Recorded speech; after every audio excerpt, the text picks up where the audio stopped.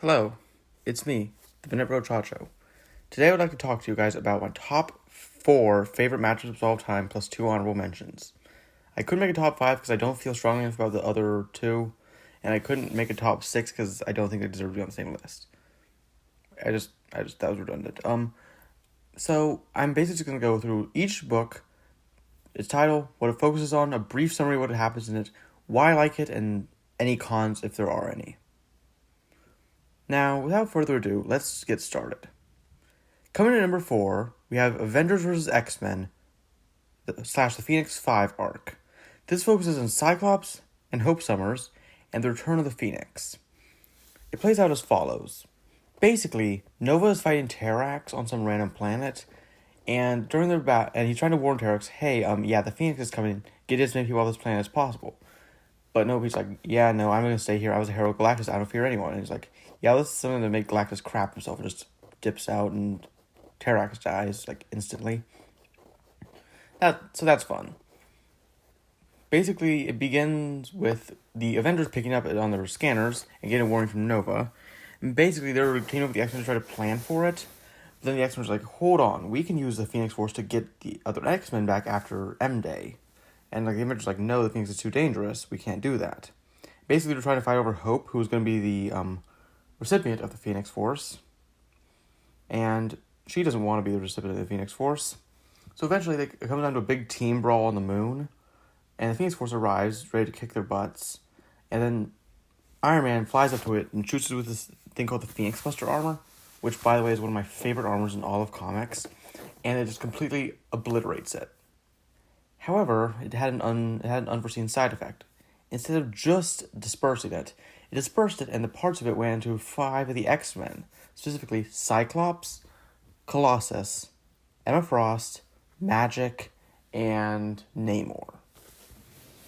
And then basically they raise hell for a while and they gradually get picked off by sheer luck until eventually the Scarlet Witch and Hope disperse the Phoenix entirely and use that for rebirthing all the mutants on Earth and making mutants start to be born again. Now, the pros of this are, it has amazing art, if you ask me. Like, the Dark Phoenix Cyclops looks amazing. All the Phoenix 5 designs are pretty cool. Basically, everything about them just looks really neat. The action is always great. There are some really brutal fights, like when Namor snaps Red Hulk's arm, or when Nova crashes into Cyclops. It ends some minor, like, inverse debates. Like, canonically, we see that Domino can beat Red Hulk. We see that Gambit loses to Captain America, etc., etc. And the opening's really good, like I said, with the whole Terrax and Nova. And the Phoenix Buster armor is, of course, one I really like. And the thing is, the threat is actually really menacing. Sometimes the threat can come off as like too much or like a complete pushover. But in this case, I don't think that's the case, because like they're threatening, but they're not unbeatable. Like, Thor is comparable to some of them. Comparable. Not stronger than, not weaker than, comparable. He only ever loses because like they double team him or it's Cyclops and inherits the other Four's power. So yeah, that's enough covering the Phoenix 5. Let's move on to number 3. Now, at number 3, we have All-Star Superman. Now, I just want to point out the fact that I only ever started getting into DC Comics like this year. Mostly I was like all about Marvel before this. Now, All-Star Superman is considered by many to be one of the best Superman stories, and I have to agree. It tells the story of Superman with his life on a timer. He flew too close to the sun and is slowly dying from the radiation, so he's doing what he can for the world at large before he dies, and is also doing the most for the people who he loves the most. He has to complete 12 labors, including answering the unanswerable question, chaining the Chronivore with the help of future Superman, helping the city of Kandor in a bottle. He has a brief conversation with his father. He helps Lex Luthor. He tells Lois Lane that he's Superman and gives her the power of Superman for 24 hours just to experience the world through his eyes. This ends up getting in the hands of Luthor, and he uses it to cause chaos at the very end. And basically just deconstructs like Superman, like at what he would do if he only had so much time to do what he does. Okay, this one has like one con, and the parts that it's a bit confusing sometimes. Like some of the stuff is a little hard to keep track of, but other than that, it's pretty. It has no con. It's really good. It looks awesome. It's All-Star Superman. What do I need to say? It has All-Star in the name.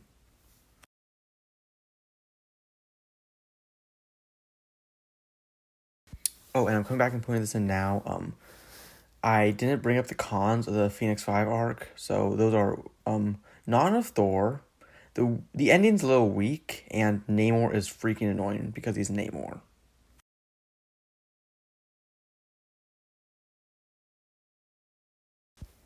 Okay, coming in at number 2, we have one of my favorite books of all time, not just comics books, period, and that's World War Hulk. Now, basically, the plot of this is after the events of Planet Hulk, Hulk's really mad at the Illuminati, so he goes back to Earth, and with a group of gladiators he calls the Warbound, and begins just wreaking havoc on everyone he can get his hands on. He bodies the Avengers, he bodies Doctor Strange, he destroys the Fantastic Four like pretty easily. Like he no diffs Johnny Storm. He fights the X-Men and just rips through them like super easily. Like you guys know Rockslide, right? He's one of the stronger members of the New Mutants.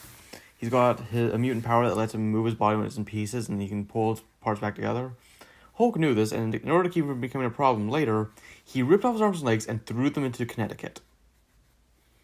Yeah, that's a long way to go. He also he bodied the Juggernaut just by outsmarting him, strangely enough. He eventually also took out like Tony Stark, like near the beginning. And even when Doctor Strange channeled the power of Zom, Zom, that one like multiversal demon from like the golden age of comics, yeah, he destroyed him. Maybe that was the Bronze Age or Silver Age. I don't know. Comic eras are weird. Now, this one has a tangible con, and that's like the torture gladiator scenes are like hard to read for me. Like, I don't like reading them because it's like they're just so brutal, especially like when Mr. Fantastic's fighting against Stark. However, the pros outweigh that. Basically, everything else. The action definitely carries this book. Like, it looks really good. Like, all the fights are at least good. None of them are bad. I don't really hate any of the fights except for the aforementioned one. And it never seems completely hopeful. Even when someone gets a good hit on the Hulk, it always seems like futile. When Johnny Storm and also another Storm do a combo attack just nuking him, it does nothing. When the Thing decks him in the jaw, it does nothing. When Iron Man hits him with the Hulkbuster, nothing. Doctor Strange hits him with Zom, nothing. The only time that we ever feel he's really like in danger of losing is my favorite part of the entire book, and that is the battle with Sentry. Now, if you guys don't know, Sentry's probably one of my favorite Marvel superheroes, just because of his design, because of his power, because of his whole shtick. And he has a really good fight with the Hulk. Now, I don't really like the whole like World Breaker Hulk that comes after this, and Meek really pisses me off just because of what he did. But he's a villain. You're not supposed to hate him. That's what I have to say about this one. Moving on. But this is YouTube. We can't have a YouTube top list without honorable mentions. Let's get this out of the way real quick. For these ones, I don't really have a script going, so I'm just gonna ramble. First one is the Marvel Comics book Darth Vader, Dark Lord of the Sith. This one's just really good. It tells the story of Darth Vader between the battle with Obi-Wan and before the events of A New Hope. It's sort of an anthology series about like how he grew as a Sith Lord. It tells about his interaction with Mortis, how his castle was built. It tells about how he modified his armor, how he got his lightsaber.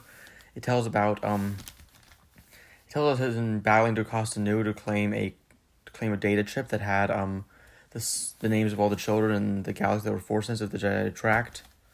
Of course, he destroys this for some reason, which is fairly interesting actually. It also sets up like Luke had a basis for building the Jedi Temple thanks to Jocasta Nu. This is a pretty good run of comics for Darth Vader. I don't know, I like it. The other one I'll mention is Moon Girl and Devil Dinosaur. This was like a short, like sort of kiddie book for Marvel Comics that had it had a loose story. I don't really remember a ton that happened. I remember for some reason Doctor Doom was in it, Miss Marvel was in it, Adameus Cho was in it. I don't know why I like it. I think it was just because of one fight and just like the fight between the totally awesome Hulk, Adameus Cho, and the Thing. It's just a really good fight. I think it's just I love the Thing in this book. He has so much personality. I don't know. The Thing's awesome, and this book is awesome because of it. Moving on to the number one.